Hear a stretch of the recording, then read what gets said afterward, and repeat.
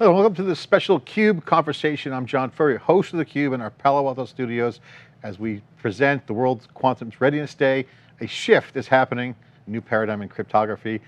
Dr. Taher Elgamal is here, cryptographer, entrepreneur, father of SSLs in the studio, and of course, Amit Sinha is here, CEO of Digicert. Gentlemen, thank you for coming in for the World Quantum Readiness Day presentation. Thank you. Thank you, John, and it's a pleasure to be with the father of SSL. Pleasure is mine. Thank you very much. So that's a really big deal, being the father of SSL, and that's just the beginning. That set the agenda for the industry, and some people talk about it as great things. Some always complain about the spec could be better, but with quantum, we have a huge opportunity in security, and some people are looking at this as a moment where the work has to get done. The pressure on the industry is going to be there. Most people will set it and forget security. What's your take on this situation? The situation with quantum computing and cryptography change. So I think it's going to be required, as we all know. There is actually, even last week, there was advances on quantum computing research that was announced by a number of different entities. So the quantum computer, will arrive. Now, it depends who you ask about what. If you go back 30 years, which is when Chapter 0 was, we actually told people cryptography is just too hard for you. Don't worry about it, we'll take care of it. It's really true, that's exactly what we said. And everything would be embedded either in the browser or in the server or firewall, whatever it happened to be. And you'll get certificates from good people, and this is the end of it. Just don't worry about it. Then, of course, along the way, different events happened that made people worry. Now, this is the biggest change, because the fundamental algorithms actually need to change, because the big quantum computer could, in fact, break the current used algorithms. So it depends who you ask. There are entities that are primarily connected. They use SSL for web things, and that's all they do. Most entities have a mixed bag of things, because there's regulations that force you to encrypt at rest. That is not SSL. There is regulations that force you to authenticate and this and that and the other thing, and these has to change. There is signatures on important things that would actually be tough if they get forged. So we actually have to have a plan. What I tell people is, please design a plan. Don't wait until somebody shows up at your doorstep and said, hey, here's all your data, I decrypted it for you, kind of thing. And the planning will take a while, and the execution of the plan will probably take a decade. So people have been told, don't worry about it, it's not yet ready, but now there's been advances, as you pointed out. Where are we on that progress bar of action? Okay, the Readiness Day is going to create awareness. We're already hearing rumblings that quantum is moving a little bit faster now towards breaking those keys.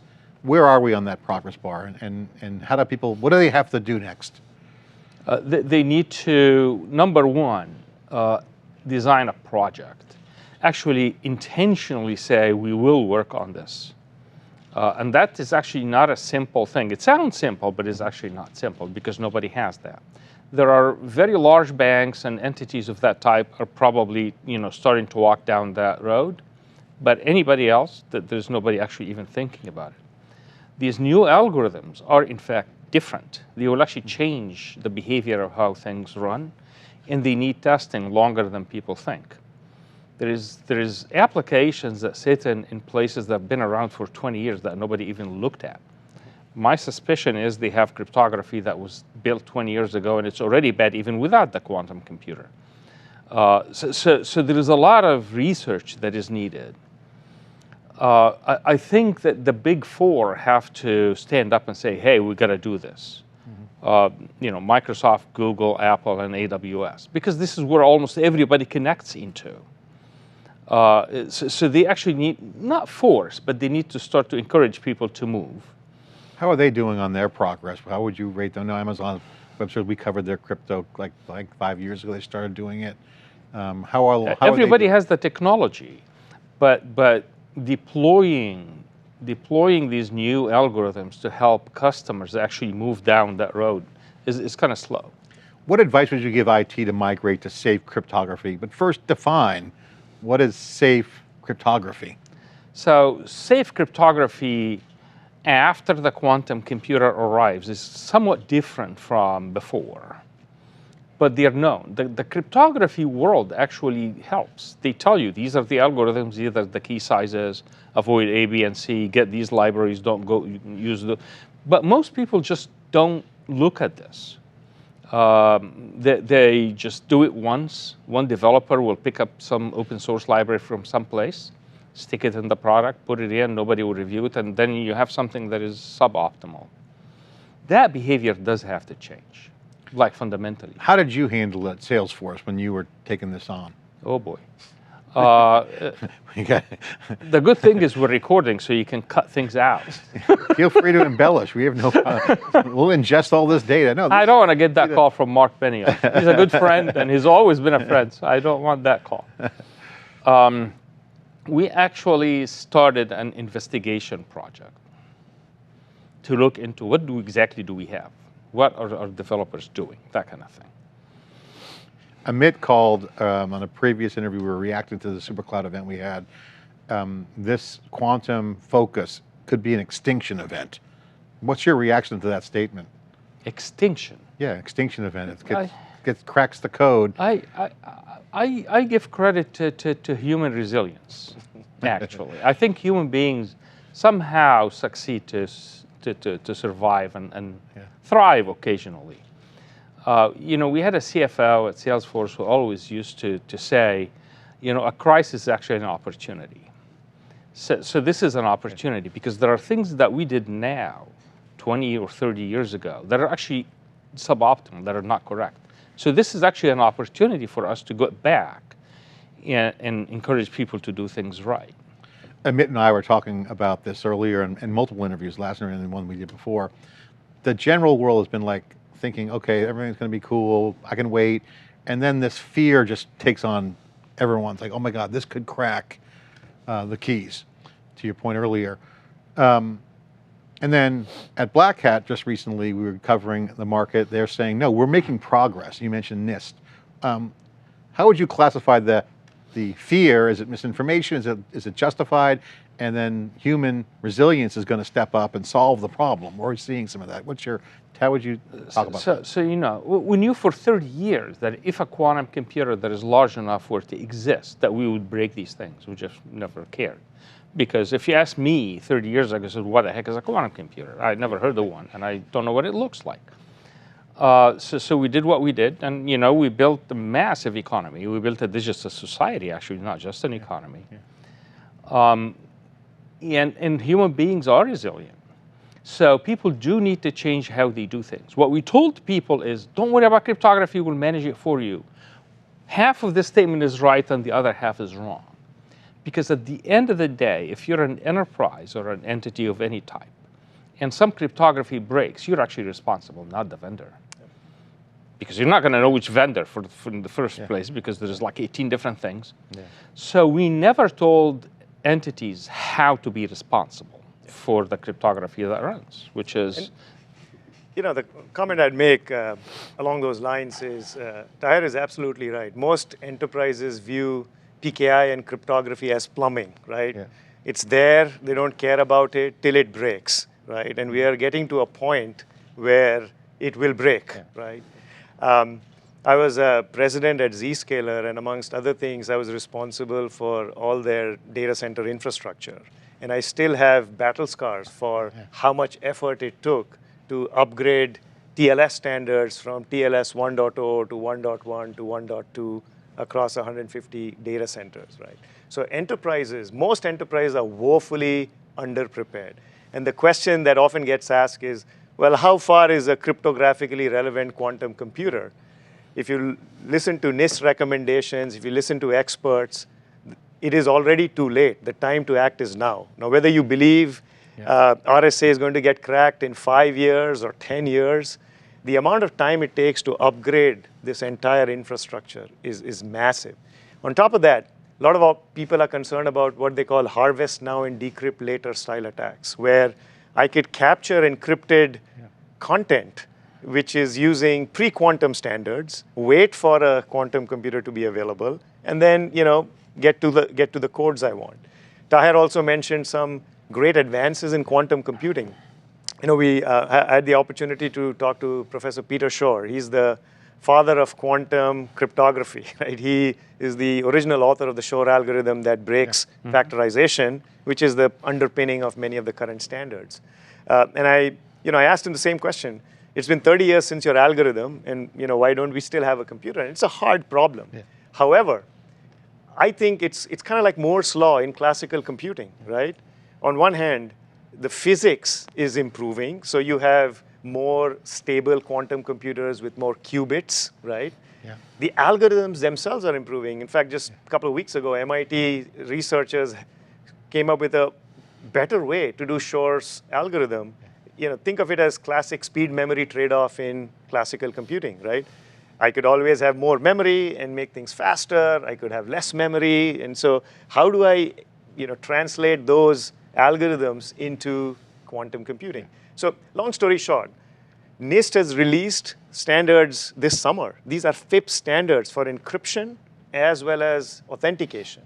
And they are based on these new class of math problems that we believe today that quantum computers cannot solve.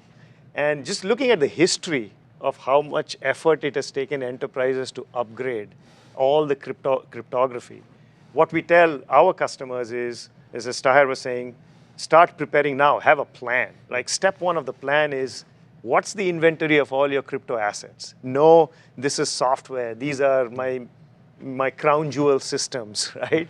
So inventory, number one. Step two, crypto agility. Can I swap these things? Because as these things come out, we know initial versions of these standards will have bugs, will have flaws. You need to be able to update things quickly. I mean, he probably knows how long it took SHA-1 to get phased out. There's still systems that are running SHA-1. And I also know how many people, my friends at Digicert, they called to actually change all the certificates. Well, that's the point. You're the father of SSL. I mean, there was constantly iterating, right, through that generation. Then the key lengths were extended. Same kind of mindset now is needed. Is that the point of awareness today, Quantum Readiness Day? Yeah, the point of Quantum Readiness Day is to first, we are all in this together, right? So we want to make sure, Digicert's playing a central role. We work with the standards bodies. We're part of IETF. We work with NIST to first make sure that we have good standards, right? But then those standards need implementation. Yeah. So, we work with HSM providers, Thales, Cryptographer, et cetera, to make sure that these new algorithms work with these hardware security modules. Then, you need, digital trust platforms that can, issue certificates, that can manage cryptographic libraries that are using these modern algorithms that have been published, right? And all of this needs to be with the whole web PKI ecosystem, right? With customers, with partners, with, vendors, with competitors, frankly, and also the standards bodies. They all need to come together. And when I say it's an extinction level event, it's, if we do nothing, it will melt the fabric of digital trust that we, that we use today, right? Whether it's, RSA or, Diffie-Hellman, these are all based on factoring and discrete log problems that can be cracked. So all of these have to move to these new NIST standards that have been published. And it'll take time, and it'll take effort. And as Taher said, organizations who have been told, don't worry about it, need to wake up, and their CIOs need to say, well, what's our plan? And to help that, we're doing the Quantum Readiness Day, but Digicert also has our PQC advisor program. Our experts that work on these standards actually talk to the organizations and help you build a blueprint of where do I even start? So you're engaged with customers on the PQC side to get them ready, educated basically on what's happening. Exactly. All right, so now the consequences of not doing it, on one end is extinction event, which means the whole thing melts down, chaos, mayhem everywhere. What's a viable plan? Because this is, you talk about migrations, time. We're living in a world now where the speed of the game is so fast. You mentioned heterogeneous environments and a lot of multi-vendor, legacy, old school stuff, kind of in this melting pot that is the digital fabric of our society and environments. I mean, getting someone to migrate on that timetable, you could be driftwood.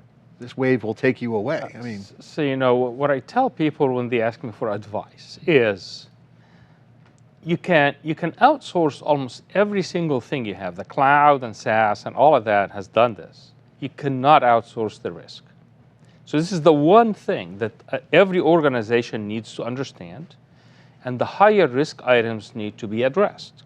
So if there are a number of, could be a very small number, but a number of applications that if somebody actually breaks into, really bad things would happen to a business or to a government or whatever, then that goes on the top of the table. So nobody will be able to upgrade every single thing in any time frame that is prescribed by anyone, because nobody actually knows. But there will be a time, and the government hasn't come out to say that quite yet because they don't know how. There will be a time where you're going to be required to use these new FIPS algorithms because that will be the government standard. These are the FIPS standard. PQC or otherwise, it doesn't actually matter. These are the cryptography standards. And when the government figures out how to do it, they're in the process the same as everybody else. That will actually happen, guaranteed will happen. And another way, John, I'd say is we tell organizations to do a risk assessment, right, of what are some long-lived assets that need crypto protection. So I was talking to the ex-CISO of Amazon, and she mentioned, hey, we're launching satellites, and those satellites are going to go up there now, and we need to make sure that they have post-quantum cryptography because it's very hard to upgrade. Can't you break fix in the space? Right, to upgrade. Similarly, you might have long-term contracts, like a document that has to, stand up in a court of law 20 years down the road. You might have software that's out there or a device that's very hard to field upgrade. So looking at kind of your things that are out there that have a long life, that are hard to upgrade, make sure that you prioritize them. You will get help from the big four from the cloud infrastructure perspective, but your crown jewel internal legacy apps, right? What kind of crypto libraries are you using? Do you have old hardware that just cannot run any of these new algorithms? All of those. So that's when I say what NIST says and what we say is get an inventory, prioritize your cryptographic assets, and then have a plan to say these are my tier A, tier B, tier C, and start working on them. One of the benefits of being old, like myself, and you guys are You're not old. We're in the prime of your lives. We're in the prime of our lives. There's a systems revolution coming back, and we've been living in a very fast and loose post-internet generation. We've seen great waves. The role of standards outside of open source, which has been phenomenal, has been, I would say, light in my opinion, outside of a few areas. Can you guys share the importance of standards, right? And you mentioned NIST multiple times. This is a critical moment, and it reminds me of the 90s, the open systems revolution. We're seeing a role of standards. Can you share and illuminate and quantify or scope how and why this is such an important? So I'll share with you a historical thing. The father of SSL nomenclature came from the fact that we just did not design the protocol only. We actually took the protocol to IETF, brought Microsoft with us, talk about competition. And actually, we all agreed that we're going to have one. Imagine if there is multiple SSLs running in e-commerce today. We can't manage one for God's sake. A zillion AOLs out there. So it would be an unbelievable thing. So protocols have to be standard. Imagine if TCP, there's like 18 different versions of TCP, and Vint Cerf and friends did not do that. So protocols have to be standardized. We standardize the certificate formats and these kind of things. Could have done better. I apologize. I think so. Having a standard though, this moves the needle on inflections. If you look, you mentioned the points you mentioned. Those were inflection points that were foundational for generations. We have that moment now. 100%. I think trust starts with standards, right? How is digital trust, the SSL concept? There were different browsers, there were different servers. They all had to agree on how to mutually trust each other and authenticate. Digicert's the world's leading certificate authority. Think of us as a passport office issuing passports that you can then use in multiple countries. We all have to agree on what that standard looks like. So you don't show up in a country and they say, I don't recognize this, right? So foundational infrastructure like digital trust requires standards. And the inflection point in post-quantum cryptography is we have those standards today, right? In the past, these were like draft standards where people were like, well, I'll get to it when they are real. They are here, and experts are saying the time to act is now. Yeah, right? the shift is happening. The paradigm. And then, to talk about NIST, so NIST actually deserves a lot of credit because they have critics like all over the place. The current NIST standard is called AES, which is actually used to encrypt data. NIST actually did promote that. That is a NIST standard that everybody under the sun uses. It's fully trusted, and it followed a very similar process. So NIST making that standard carries a lot of weight, at least in my book. And I think your point about risk management is huge because if you look at like the current cybersecurity landscape, I mean, last I counted, there's between 13 and 15 categories of point solutions. And then what's come out of 6,232 companies, my friend. Zillion tools. Tool shed is packed up with stuff. But what you're seeing now is the high order bit conversations are data and risk. No one wants to talk about like endpoint protection specifically, that's just one little thing. The conversations are elevating up to your point, data and risk management. And I think that's the advice to take. Focus on your riskiest areas and then figure out how to roll it out when it comes. Look, we all have 24 hours in a day, right? And I have a lot of empathy for CISOs across the industry because they're just bombarded with so many things.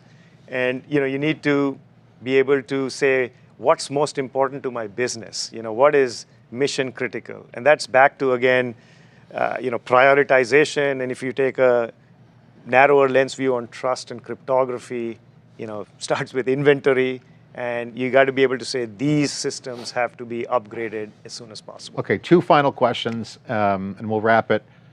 One, what's your advice to folks out there watching that want to get involved? They hear about this cool activity, it's hard problems to solve, there's math involved, there's industry standards. I mean, it is a good environment to jump in. What can people do to participate? Again, those standards movements that you mentioned were pivotal movements and it was done by a community. What advice would you give someone who wants to get involved or thinking about getting involved, I'm on the fence, how would you convince them and what should they do? So designing cryptographic algorithms need studying. The math is actually extremely advanced. And it needs people who've studied these kinds of algorithms for a long time and specialized in it. So, there's of course some random person somewhere in the world who's smarter than everybody who can invent something. So putting that aside, I think that should be left out to professionals who actually specialize, which NIST actually has an incredibly good group around them. The choice of the implementation is a NIST thing, and they did an open it was an open process. Everybody could look at everybody, and people actually broke some of the proposals during that process. So the remaining ones are the ones that nobody broke. Now, to just reinforce the agility thing, there is no guarantee that 10 years from now these same standards will still be secure. By the way. This is the cryptography world.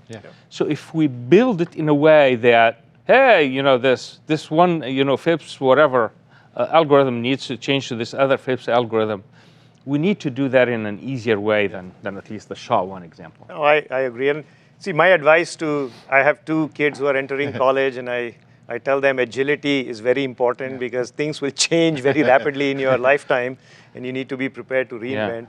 I'd say it's a great time for people who want to enter the world of computing. Look, quantum computing is a huge, it's a paradigm, it's a quantum jump, if I have to overuse that term. It can solve problems like climate modeling and forecasting the stock market and doing things, including breaking cryptography that people haven't thought about. Regardless of whether you want quantum or get into AI, being good at math is a good skill to have, right? And you might not have all the math in the world to come up with the next, dilithium standard or next cryptography standard, but appreciating that will help you in your career. And I think in terms of cryptography, I do think it's a Y2K times 10 event because it's a wholesale upgrade of infrastructure, the fabric of digital trust, and the time to start acting is now. So if you're entering this industry, there'll be plenty of jobs. There's a lot of work. It's like when you have kids, you don't just throw in the deep end. That's where the specialists are. but you can come in, wear your little life jacket, the bubble, and play in the low end and get ingratiated because But it's they going can to be, study. there's opportunities are going to come out of this. Absolutely. Huge opportunities, every single point. They It's can not- study and they can be the future experts. Absolutely, 100%. And it's not a one and done thing, right? It's not like, you know, a software update happens and everyone has moved past it. It's a wholesale upgrade. Final question is a quick one. What do you hope to see happen from Quantum's Readiness Day? I would love for CISOs across enterprises to start prioritizing, right? You know, raise the priority of PKI upgrade, modernizing their PKI infrastructure. You know, as Taher mentioned, they were told, this is plumbing. We'll give you the standards, set and forget. That's not the case. You really have to, work on it, and it requires budget, resourcing, and frankly, prioritization at higher levels than it has previously. I just hope to fix the sins of the past. That's all. You get a mulligan, as they say in golf. Another do-over. Now that we know what we know, we can do it right. Doctor, thanks for coming on. Thank you. Amit, great to see you. Again, the experts are here, breaking down the future. The shift is happening, the new paradigm of cryptography. The standards are important, and the people around it to make it happen is going to be the key. World Readiness Day, World Quantum Readiness Day is upon us. I'm John Furrier, host of theCUBE. Thanks for watching.